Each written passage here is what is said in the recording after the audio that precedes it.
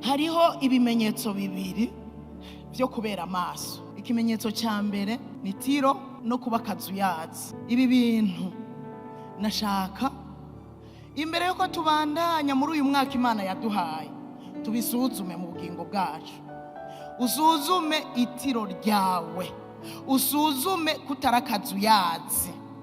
Andiko ndavuga itiro ni itiro ryo mu buryo bw'impwemu no kuba akazuyazi mu buryo bw'impwemu.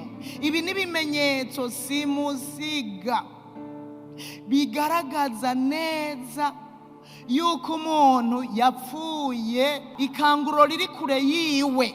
Dutegereza kwirinda itiro kubw'imvo zibiri nyamukuru. Kandi rero ikintu nagiye kwiga, nagiye gusanga itiro ryo mu buryo bw'umubiri iyo ryabaye ryinshi riba ririko rirakwega kuri speed nini itiro ryo mu buryo bw'impwemu.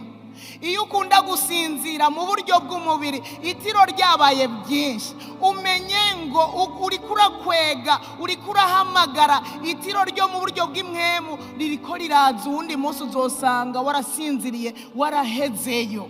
Kubw'imvo zibiri rero turakwiye kwirinda itiro ryo mu buryo bw'impwemu.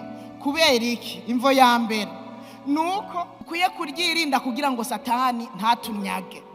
Iyo dusinziriye itiro ry'umubiri, Satani aratunyaga kandi atunyaga iby'agaciro.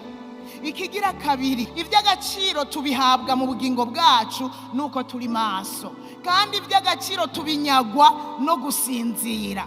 Iki Imana itugomba ishaka twame turi maso kugira Satani ntatunyage iby'agaciro. Satani akunyaza amasengesho, abakunyaza icy'agaciro. Satani akunyaze gusoma ijambo, abakunyaza icy'agaciro. Satani akakunyaga kunebwa gukoresha ingabire wahawe, azoba kunyaze iby'agaciro. Satani akakuzibira, akakunyaga ubushizi bw'amanga bwo kuvuga Yesu yazutse mu bapfuye, azoba kunyaze iby'agaciro. Satani akunyaze gukiranira iby'ubwami bw'Imana, akunyaze kubera amaso ubwami bw'Imana, azoba kunyaze icy'agaciro gakomeye gusumba kuburiya bijya byose utunze.